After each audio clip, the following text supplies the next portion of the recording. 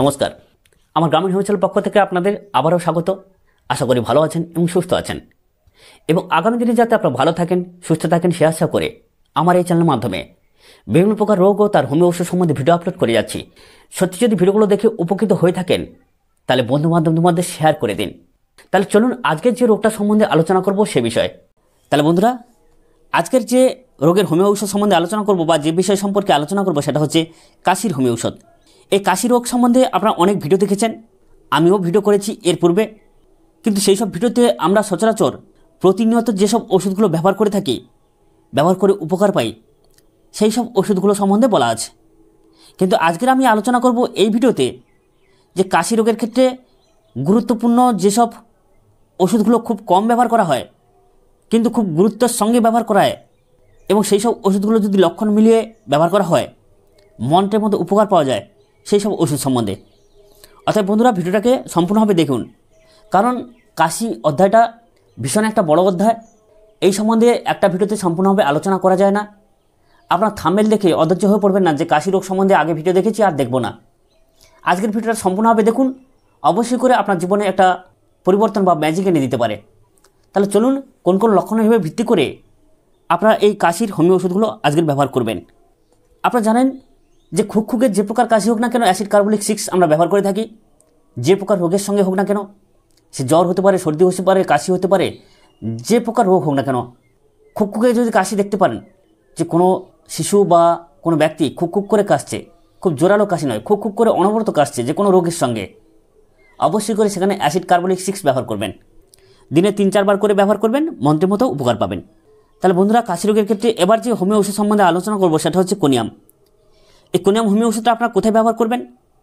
যদি দেখেন যে শরীরে কাশি বৃদ্ধি কিন্তু দিনে আদৌ কাশি নেই, সন্ধ্যা বা রাত্রি হলে কোথা থেকে কাশি উড়ে আসে, এইরকম যদি লক্ষণ পেয়ে থাকেন যে সারাদিন কোনো কিছু কাশি নেই কিন্তু সন্ধ্যা বা রাত্রি হলে কাশির প্রবল বৃদ্ধি এবং শুলে বৃদ্ধি, সেখানে অবশ্যই করে কোনিয়াম 30 বা 200 উপর নিচে দিনে 2 বার করে ব্যবহার করবেন।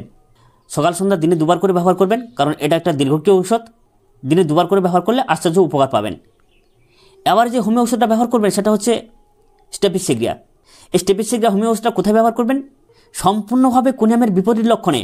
খেয়াল করবেন, সম্পূর্ণভাবে কোনিয়ামের বিপরীত লক্ষণে। যেমন কোনিয়াম দিনের বেলা কাশি থাকে না, রাত্রি হলে কাশি, কিন্তু স্টেপিসিগ্রিয়াতে শুধু দিনের বেলা কাশি আসে, রাত্রি হলে কোনোভাবেই তার কাশি আসে না, একটুও কাশি হয় না। আবার কখনো কখনো আহারের পরে কাশি আসে। তাহলে স্টেপিসিগ্রিয়ার বিশেষ লক্ষণ দিনের বেলা কাশি, রাত্রে কোনোভাবেই কাশি থাকে না, আদৌ কাশি থাকে না, কিন্তু আহারের পরে কাশি। এমন হতে পারে আপনি দিনের বেলা আহার করেছেন তাও কাশি, আবার এমনও হতে পারে আপনি রাত্রে আহার করার পরে কাশি হচ্ছে, সেখানে কিন্তু অবশ্যই করে ব্যবহার করবেন। যেহেতু আহারের পরে কাশি এই প্রবণতাটা স্টেপিসিগ্রিয়ার মধ্যে আছে, তাহলে অবশ্যই করে সেখানে স্টেপিসিগ্রিয়া আহারের পরে যদি কাশি হয়, সে রাত্রে হতে পারে, দিনে হতে পারে, ভোর রাত্রে হতে পারে, আহারের পরে কাশি হলে সেখানে কিন্তু আপনারা ব্যবহার করবেন স্টেপিসিগ্রিয়া। আর আহারের পরে যদি কাশি হয় সেটা কিন্তু অনেকক্ষণ ধরে হয় না, সামান্য কিছুক্ষণ কাশিটা হয়, চোখে জল চলে আসে, এরকম প্রকৃতির হয়ে থাকে। আপনারা জানেন, যাদের হয় তারা নিশ্চয়ই বুঝতে পারছেন, আর যারা চিকিৎসা করেছেন বা করছেন তারা কিন্তু এই সিমটমটা নিশ্চয়ই বুঝতে পারছেন। আহারের পরে কাশি হলে, খানিকক্ষণ কাশি হয়, সেক্ষেত্রে আপনারা ব্যবহার করবেন স্টেপিসিগ্রিয়া। সে দিনে হতে পারে, রাত্রে হতে পারে। স্টেপিসিগ্রিয়া এখানে 30 potency ব্যবহার করবেন কিংবা 200 potency ব্যবহার করবেন, কারণ এটাও একটু দীর্ঘক্রিয় ঔষধ। দিনে 2 বার করে ব্যবহার করবেন, আশ্চর্য উপকার পাবেন। বন্ধুরা, এবারে যে হোমিও ওষুধ সম্বন্ধে আলোচনা করব সেটা হচ্ছে ক্যালিসিনেটাম। এই ক্যালিসিনেটাম হোমিও ওষুধটা কোথায় ব্যবহার করবেন?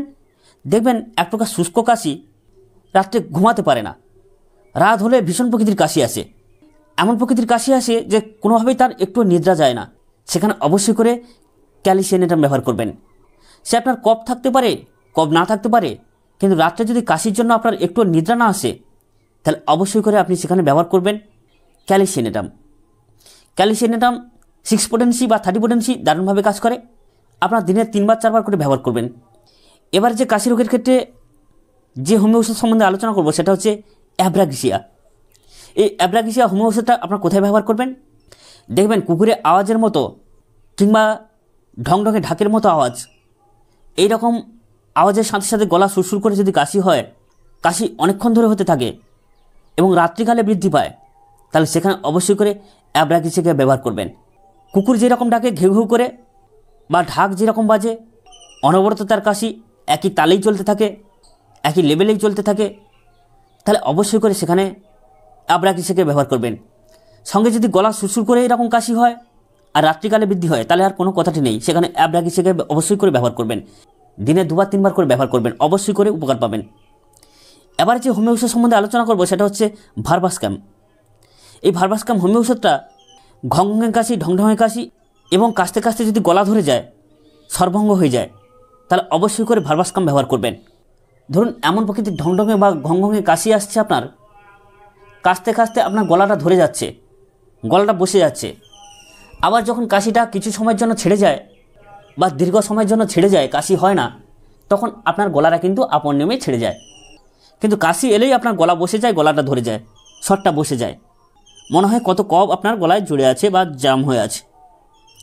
তাহলে এইরকম প্রকৃতির যদি আপনারা দেখতে থাকেন, তাহলে অবশ্যই করে ভার্বাসকাম 30 পোটেন্সি বা 200 পোটেন্সি দিনে 2-3 বার করে ব্যবহার করবেন, অবশ্যই করে উপকার পাবেন। এবারে আসি আর্জেন্ট মেডালিকাম। বন্ধুরা, এই হোমিও ওষুধটাকে অবশ্যই করে আজকের আলোচনা করা দরকার। কেন না, দীর্ঘদিন যখন বা কিছুদিন যখন আমাদের কাশি হয়, ফ্যারিংসে বা ল্যারিংসে এক প্রকার কফ জড়িয়ে থাকে বা ইনফেকশন শুরু হয়, হালকা বিস্তর বা অল্প বিস্তর ইনফেকশন শুরু হয়। এই জনিত কারণে দেখবেন কারোর সঙ্গে কথা বলতে গেলে, হাসতে গেলে প্রচুর পরিমাণে কাশি আসে। ওই জন্য কোনো ব্যক্তি দেখবেন চুপ করে আছে, বসে আছে, ঠিক আছে, কিন্তু যখনই প্রচণ্ড পরিমাণ হাসতে যায় কিংবা কারোর সঙ্গে একটু জোর করে কথা বলতে যায়, প্রচণ্ড পরিমাণে কাশি আসে, সে কথা বলতে পারে না, কাশতে কাশতে সে বিভোর হয়ে পড়ে। বন্ধুরা, আর্জেন্ট মেটালিকামের আরেকটি বিশেষ লক্ষণ শুনুন, যে কোনো প্রকার ঢোক গিললে তার গলায় ব্যথা থাকে না, কোনো প্রকার খাদ্যদ্রব্য খেতে গেলে তার গলায় লাগে না, গলা ব্যথা করে না, কিন্তু কাশতে গেলে তার গলায় ব্যথা করে বা গলায় লাগে। যতবার সে কাশে ততবার তার গলায় লাগে, কিন্তু ঢোক গিললে, কোনো কিছু খেতে গেলে অবশ্যই করে তার গলায় কোনো রকম ব্যথা থাকে না। এই বিশেষ লক্ষণটা যদি আপনি পেয়ে থাকেন, তাহলে আর কোনো দিকে কথাটি নেই বন্ধুরা, আর্জেন্ট মেটালিকাম মন্ত্রবোধ কাজ করবে। 200 পোটেন্সি দিনে 2-3 বার করে ব্যবহার করবেন। বন্ধুরা, এবার যে হোমিও ওষুধ সম্পর্কে আলোচনা করব কাশির জন্যে, সেটা হচ্ছে কার্বোভেজ। এই কার্বোভেজ হোমিও ওষুধটা আপনারা কখনো কাশির জন্য ব্যবহার করেছেন কি? তাহলে শুনে নিন যে কোথায় আপনি কার্বোভেজ হোমিও ওষুধটাকে ব্যবহার করবেন। গলায় প্রচণ্ড পরিমাণে ইরিটেশান, অর্থাৎ এক প্রকার কুটকুট করে কাশি হয়, কাশিটা এমন প্রকৃতির হয় বুকে ঝাঁকি লাগে, কাশি গরমে কমে, কিন্তু গরমে কাশি কমে কিন্তু ঠান্ডায় বৃদ্ধি হয়। বিশেষ করে যদি আপনি কোনো ঠান্ডা পানীয় পান করেন, আইসক্রিম হতে পারে, ঠান্ডা জল হতে পারে, সেখানে অবশ্যই করে কিন্তু কাশি বৃদ্ধি হয়ে যায়। এই রকম লক্ষণ যদি পেয়ে থাকেন, তাহলে অবশ্যই করে কার্বোভেজ মহৌষধ, কার্বোভেজ 200 পোটেন্সি দিনে 2-3 বার করে ব্যবহার করুন, মন্ত্রবোধ উপকার পাবেন। এবারে আসি কার্ডুয়াসমার্ক। এই কার্ডুয়াসমার্ক হোমিও ওষুধটা আপনারা কোথায় ব্যবহার করবেন? যদি দেখেন যে আপনার যকৃতের দোষ হেতু, আপনার পেটের সমস্যা আছে, অনেক দিন যাবৎ যকৃতের দোষ আছে, যদি আপনি দেখেন যে যকৃতের দোষ হেতু আপনার এক প্রকার শুষ্ক কাশি হচ্ছে, যেটার জন্য আপনার বুকে ব্যথা অনুভব হচ্ছে, ঠিক ব্রাউনিয়ার লক্ষণ অনুযায়ী, তাহলে অবশ্যই করে সেখানে কার্ডুয়াসমার্ক ব্যবহার করবেন। কিন্তু সবসময়ের জন্য খেয়াল রাখবেন যে ব্রাউনিয়া কাশিতে যে বুকে ব্যথা হয়, ছুঁচ ফোটানো ব্যথা থাকে, অর্থাৎ যেন একটা কেউ ছুঁচ ফুটে দিচ্ছে এরকম ব্যথা থাকে। আর কার্ডুয়াসমার্কের বুকে ব্যথা এমনি সরল প্রকৃতির ব্যথা থাকে, বুকে এক প্রকার ঝাঁকিজনিত কারণে ব্যথা লাগা, সেটাই হচ্ছে কার্ডুয়াসমার্কের ব্যথা। তাহলে আপনারা কার্ডুয়াসমার্ক 30 বা 200 পোটেন্সি দিনে 2-3 বার করে ব্যবহার করবেন, অবশ্যই করে উপকার পাবেন। এবার আসি কোষ্টিকাম। এই কোষ্টিকাম হোমিও ওষুধটা গলা সুসুর করে কাশি, কাশির ধমকে প্রবল প্রস্রাব নিঃসরণ, ঠান্ডা জলপানে কাশির উপশম হয়, এইরকম যদি আপনারা দেখে থাকেন, তাহলে অবশ্যই করে সেখানে কোষ্টিকামকে ব্যবহার করবেন।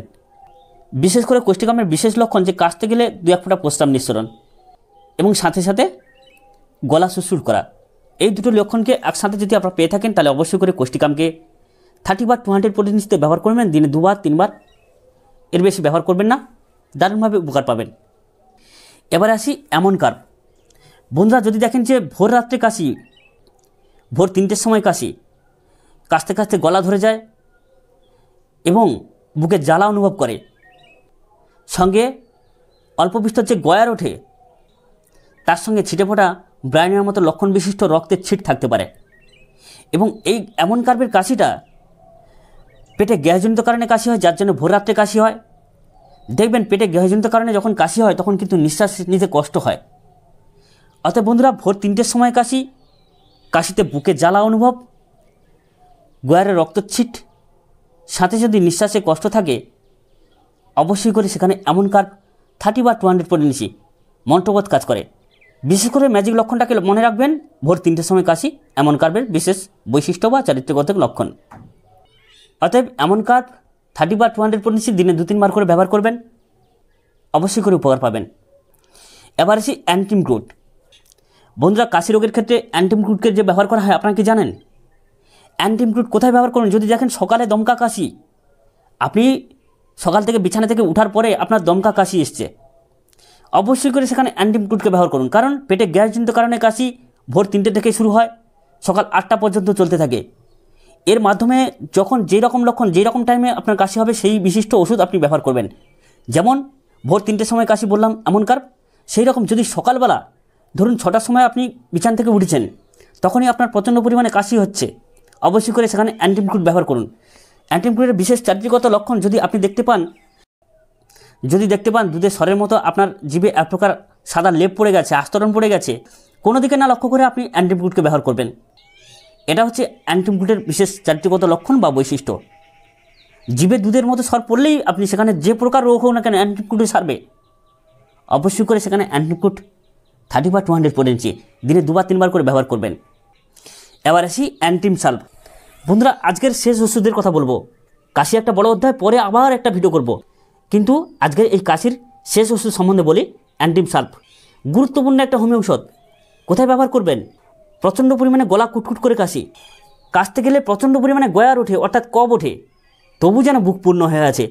আপনার কফের শেষ হয় না, কফ ফেলারও শেষ হয় না, কফ ওঠারও শেষ হয় না। কোথা থেকে কফ উৎপন্ন হয় আপনি কিন্তু বুঝতে পারেন না। আপনি খুব সাবধানতার সঙ্গে নিজেকে আয়ত্ত করছেন, তবু যে আপনার কোথা থেকে কফ তৈরি হচ্ছে সেটুকুই আপনি বুঝতে পারছেন না।